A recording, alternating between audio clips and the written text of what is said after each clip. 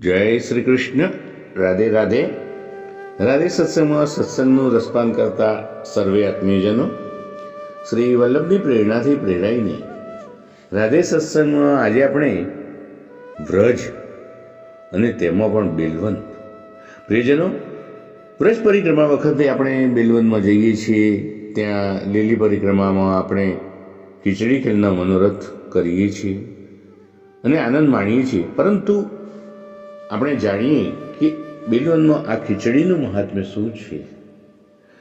તે પહેલાં આપણે જો રાધે સત્સંગ ચેનલને સબસ્ક્રાઈબ ન કરી હોય તો સબસ્ક્રાઈબ કરશો, જેથી નિત્ય સત્સંગની જાણ આપને થઈ શકે.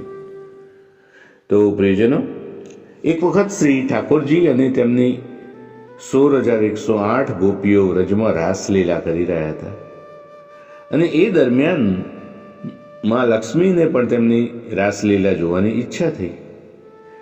તે રાસલીલા જોવા માટે વ્રજ પહોંચ્યા, પરંતુ શ્રી કૃષ્ણની રાસલીલા જોવા માટે માત્ર ગોપીઓને જ પરવાનગી હતી, બીજા કોઈને નહીં. તેથી મા લક્ષ્મીને તો બહારથી અટકાવી દીધા. આથી તે ઘણા દુઃખી થઈ ગયા. પછી મા લક્ષ્મી વૃંદાવન તરફ મોઢું કરીને બેસી ગયા અને તપસ્યા કરવા લાગ્યા. એવું કહેવાય છે કે જ્યારે મા લક્ષ્મી તપસ્યા કરવા માટે બેઠા હતા ત્યારે શ્રી કૃષ્ણ રાસલીલા કરીને ઘણા થાકી ગયા હતા. ભૂખ પણ ખૂબ લાગી હતી. પછી મા લક્ષ્મીએ પોતાની સાડીનો એક ભાગ ફાડ્યો, એનાથી અગ્નિ પ્રગટાવી અને પછી આ અગ્નિ ઉપર તેમણે ખીચડી બનાવી અને શ્રી કૃષ્ણને ખવડાવી. તે જોઈને શ્રી કૃષ્ણ પ્રસન્ન થઈ ગયા. પછી મહાલક્ષ્મીએ શ્રી કૃષ્ણજી સમક્ષ વ્રજમાં રહેવાની ઈચ્છા વ્યક્ત કરી. શ્રી કૃષ્ણજીએ તેમને પરવાનગી આપી. એવું કહેવામાં આવે છે કે આ કથા પોષ માસની હતી. એવામાં આ મહિનામાં વ્રજમાં મોટા મેળાનું આયોજન કરવામાં આવે છે.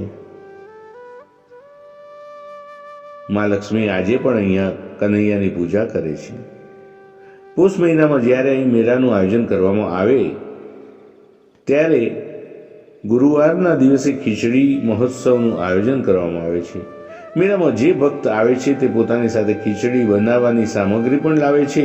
તેઓ અહીં ચૂલો બનાવે છે અને અહીં બેસીને ખીચડી બનાવે છે. આ ખીચડીને પ્રસાદના રૂપમાં વહેંચવામાં આવે છે. તો પ્રિયજનો, આ થોડી સી જાણકારી સાથે આજના સત્સંગને શ્રી વલ્લભના ચરણોમાં સમર્પિત કરી અત્રે વિરામ લઈએ. ફરી મળીશું રાધે સત્સંગમાં નવા સત્સંગ સાથે. જય શ્રી કૃષ્ણ. રાધે રાધે.